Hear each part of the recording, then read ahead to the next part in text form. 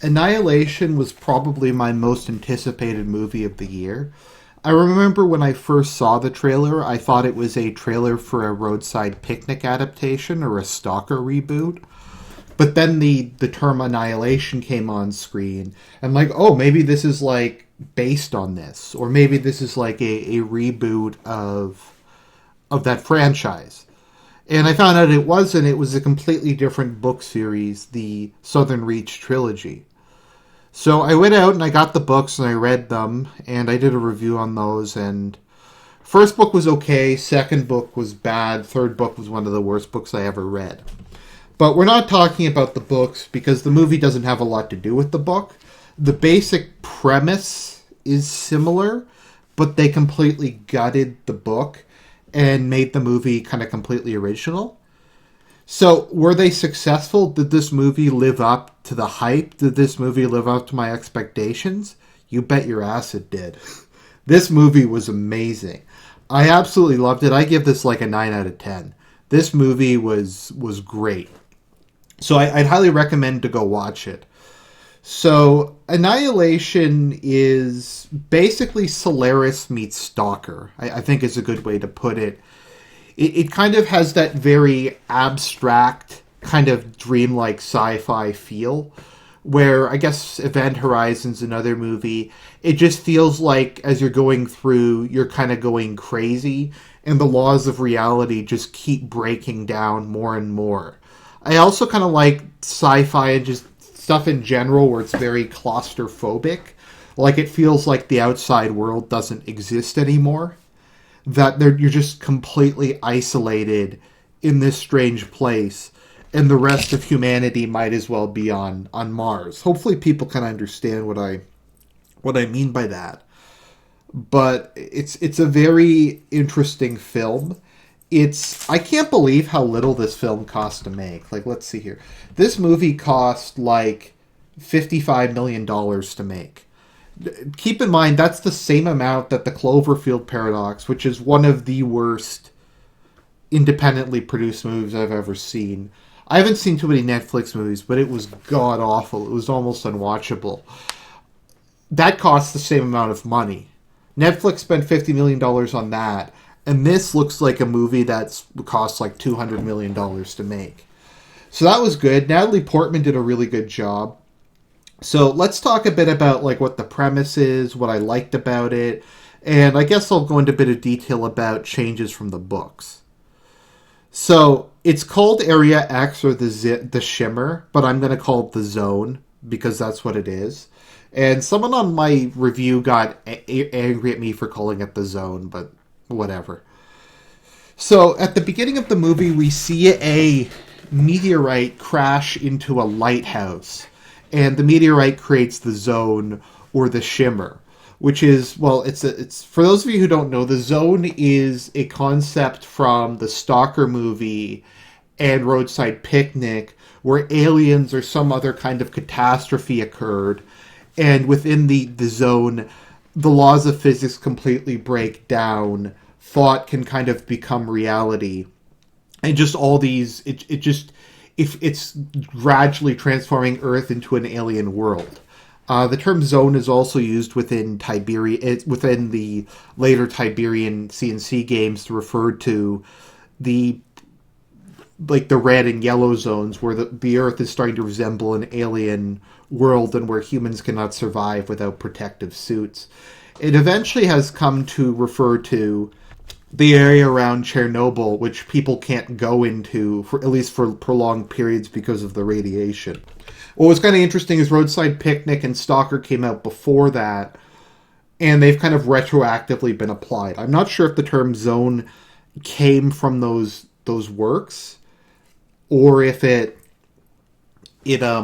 was just kind of a coincidence, but regardless. So the asteroid creates the zone, and almost immediately the Southern Reach is set up, which is kind of a top secret government agency whose purpose is to study the zone, to try to figure out what's happening with it, because it's gradually expanding over time.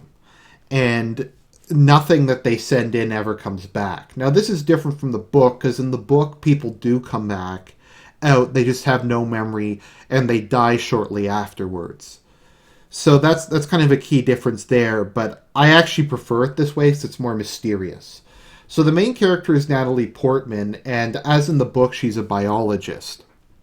Now, in the book, the character is Eurasian and severely autistic to the point that she's completely and I mean that unironically autistic, to the point where she's completely unlikable. Natalie Portman has a much more kind of normal personality. Her character was in the army and teaches at, I think it's Walter Reed. I forget. She teaches at like a military school, I think. So she was in the army for 7 years, and she's a biologist. I forget if she's a doctor or not. But her husband is in special forces, and he's gone off on a mission. Now, we don't want to know what the mission is, but given the nature of this movie, it's pretty obvious they sent him into the zone. So one day, he just shows up in our house, and with no memory of anything that previously happened, he immediately starts suffering extreme internal bleeding, and she calls the hospital.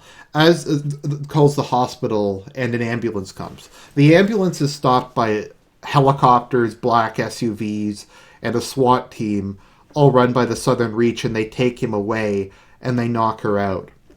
She wakes up in the Southern Reach, where the director of the Southern Reach, Dr. Ventress, who's a PhD in psychology, tells her a bit about the zone and how it's gradually growing and how their previous headquarters was overtaken by it.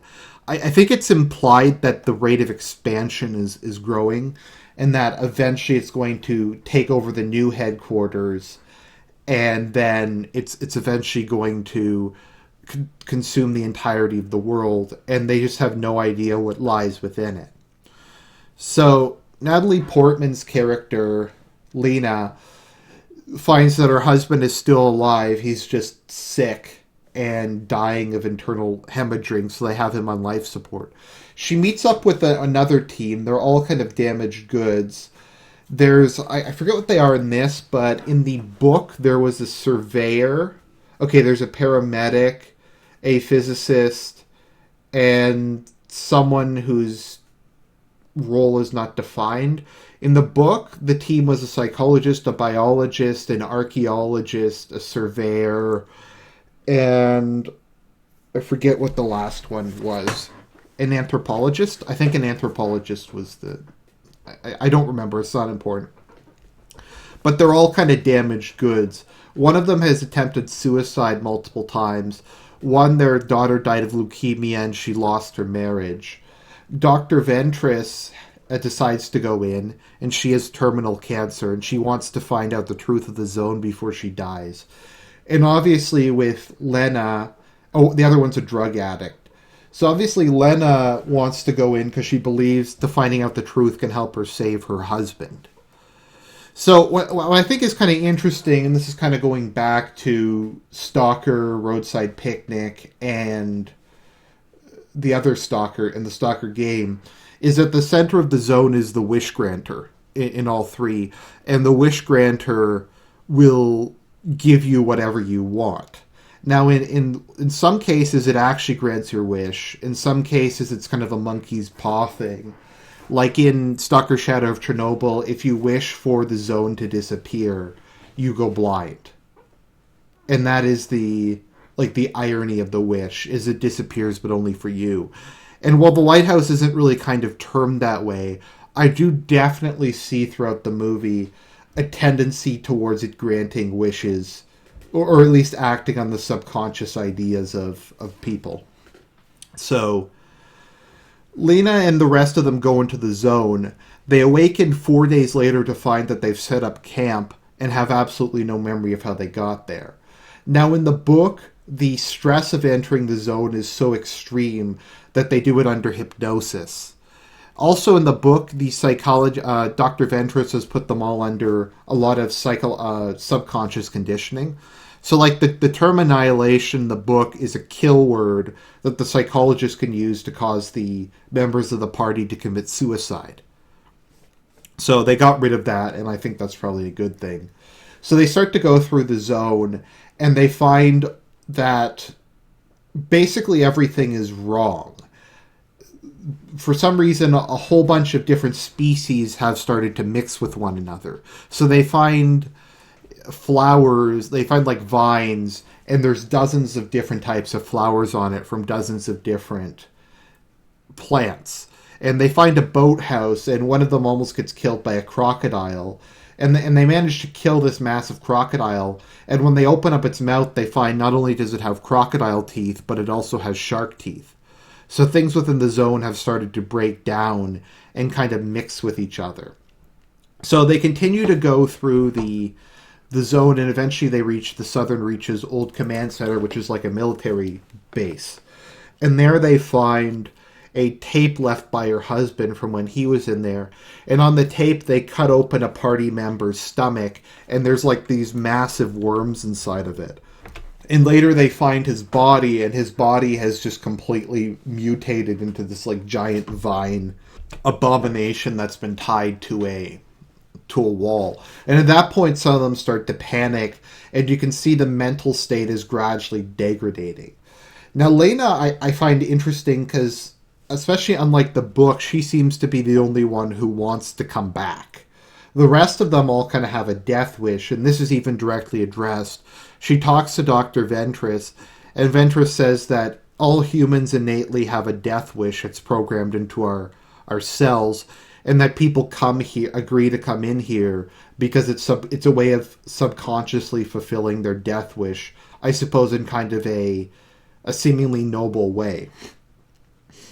So they camp out in front of a guard tower. However, one of them gets taken off by a bear and killed. Lena and Ventress see it, but the other two members of the party don't see the person being taken away, and they start to believe that Lena and Ventress were the ones to kill them. Some of them want to go back. Some of the other one, Dr. Ventress goes on by herself. The other two, other than Lena, want to go back, but Lena succeeds in manipulating them and continuing to go deeper into the zone, because she says the lighthouse is along the coast, and once we reach the coast, we can just follow the coast until we leave. Which actually kind of makes sense to me, because compasses don't work there, GPSs don't work there. The laws of nature have just started to break down. So as they continue to go, they come across an abandoned town, and actually that's the image we have here, where it's full of flowers, flowering plants shaped like people. And as is pretty obvious, it's heavily implied that they're people who became one with the zone. So when they're there, this physicist figures out that what the zone does is it breaks down and mixes things together. So it breaks down and mixes fundamental particles, the forces of nature, DNA, biology. It destabilizes everything, and that's how you get these weird chimeric creatures. How you get the shark alligator. In a bit, we're going to have the bear that is this horrifying, weird bear animal, etc. So by this point in time, the drug addict has gone completely insane, and she knocks the three remaining members of the party out and ties them up. It turns out that no one... Well, Lena hadn't told anyone her husband had gone to the zone, and she views this as a betrayal, and it looks like she's about to kill them when we hear the scream of the person who died from the bear earlier. So running out, she gets mauled by this bear creature that comes in. Whenever the bear creature roars, instead of a roar coming out, the begging voice of the woman who died comes out. And it's just like this creepy, like zombie-like deformed creature with a human voice, and it's absolutely horrifying. So they manage to get out of that. The crazy person dies, and the crazy person dies. They manage to kill the bear by shooting it in the head, because even monsters tend to die if you blow their brains out with automatic rifles at close range. So Ventress leaves to go on by herself, deciding that as they're all kind of starting to fall apart physically and mentally, she has to reach the lighthouse before she completely falls apart. This leaves the physicist and Lena. As they're about to leave the next day, the physicist remarks that Lena wants to destroy the zone. Ventress is only concerned with finding the truth, but that she's finally found peace here, and that she's merely wants to become one with the zone and spend the rest of eternity here. So with a smile on her face, she gives up her will to live, and in doing so, she turns into one of the flower people. So once again, is the zone fulfilling people's wishes? Did the previous two people die not so much because of circumstances, but because the zone was granting their death wish? In this case, the person willingly wanted to be changed into a plant person. That was their wish, as it were. That was what they desired more than kind of anything else. So I think it's an interesting kind of question as to, what is the zone malicious? Is it not? Is it just completely indifferent? So Lena goes on to the lighthouse, and this is when things really start to go completely crazy. She finds these massive salt crystal trees along with human skeletons. She reaches the lighthouse, and the lighthouse is one of like the scariest things I've ever seen. It's a normal lighthouse. There's a human corpse surrounded by scorch marks, and there's this massive like white growth on the wall with a hole in it. So there's a camera pointed at the scorched thing, and looking at the camera, she finds that it's her husband who commits suicide by burning himself to death with a white phosphorus grenade. He's talking to a figure behind the camera, and the figure behind the camera, he tells, if you get out, find Lena, and the figure behind the camera seems to agree. So after he kills himself, the figure walks out to reveal that it's an exact duplicate of her husband. So we kind of have a Solaris thing going on here, where you have this kind of alien creature that's attempting to understand humanity by creating copies of humanity. So I found that really interesting. So she goes into the hole and she finds Dr. Ventress, whose face is starting to mutate. So Ventress remarks that the creature is extraterrestrial in nature, that it has no will of its own, that it's so fundamentally different from humans. You can't ascribe things like rationality, like motive, like awareness to it. Whatever gave birth to the zone is just something completely alien. Because she's like, why did the zone try to kill us? And Ventress is like, it's not. It just is. It's a force of nature. Which I like, because I think sometimes if you're doing horror, it's sometimes better to not have an explanation. You know what I mean? Like, if you have a choice between a lame explanation and no explanation, sometimes no motive is scarier, as they say in Scream. So, Ventress seems to have had her wish granted, and she basically transforms into a giant, the wiki says Tesseract-like structure, which takes in blood from a cut on Lena and creates a humanoid entity. Now, this humanoid entity is utterly horrifying. It's kind of hard to describe. It's like purple and blue, and it glows, and it mimics all of Lena's moves. So Lena keeps trying to kill the creature, but the creature will mimic her moves, and the creature's stronger than her. So if she swings at the creature will swing back at her. If she tries to kill the creature, if she tries to run, the creature will run into her. Eventually, what she manages to figure out doing is she takes another phosphorus grenade, puts it in the monster's hand, and then runs away. And she succeeds in burning the creature. So she gets out, and behind her the creature goes back into its lair, still burning, and the lighthouse burns down, and all the trees burn down, and it appears that the zone has burned down. So Lena goes into a coma, and then she wakes up outside of the zone, being infiltrated by being captured by the Southern Reach again. And the whole story is told in flashback. So the film ends with her interacting with her husband's clone, and her husband's clone admits that he probably isn't the real one. They hug and their eyes both glow.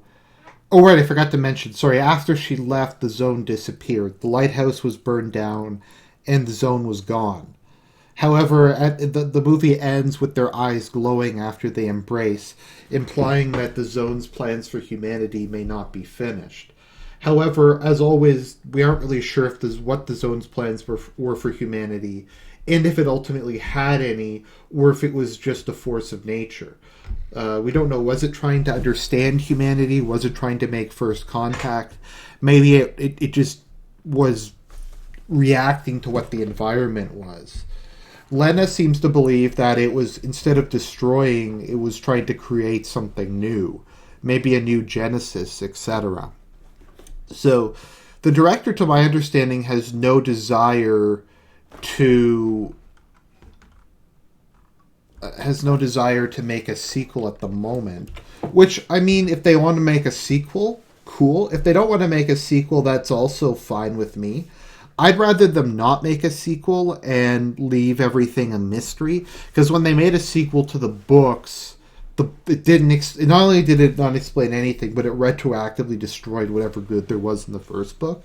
So if he has a good idea, go ahead. If he doesn't have a good idea, I think it works perfectly fine as a standalone movie. I guess there's a bit of sequel baiting at the end. But what I kind of believe is that the wish granter, as it were, or their equivalent to a wish granter, made the zone disappear, because Lena's wish was for it to disappear, and she kept her will to survive and her will to fight, and didn't give up. It's kind of interesting, so it looks like she's about to give up at the end, but ultimately, instead of killing herself, she chooses to kill the alien, or to try to attack the alien. So, I guess because her wish was, I don't know if you want to say unselfish, or she didn't give in, her will proved stronger than the aliens, and she was able to overcome it. So overall, this is a very interesting movie. It's a movie that there's probably a lot of... So, yeah, it's a really good movie. There's a lot of kind of depth there. I'm sure as time goes on, we'll have a lot of more interesting analyses out of it. So that's kind of my basic plot summary. That's my kind of look at what I think kind of some of the main themes are. Wish fulfillment, surreality, etc. It's a beautiful movie. It's a great movie. I give it a 9 out of 10. If you haven't already, go watch it. It gets a strong recommendation from me. So that's the review. Have a good weekend, everybody, and God bless.